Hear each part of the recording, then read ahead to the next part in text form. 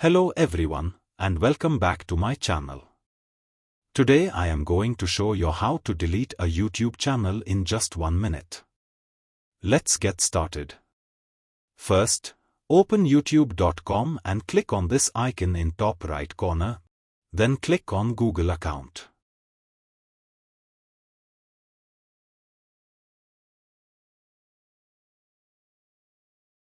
In the left-hand side panel, click on Data and Privacy.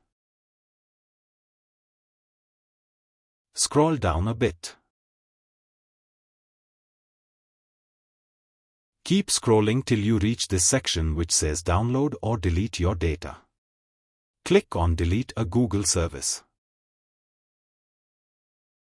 Here you can see two options. Click on this Delete button next to YouTube.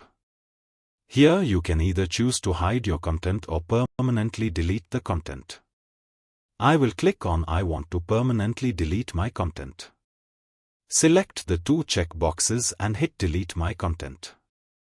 Just for confirmation, type in your YouTube channel name and click Delete my content. That's it. Your YouTube channel and all its content is now deleted. Thank you for watching. Please like, share and subscribe.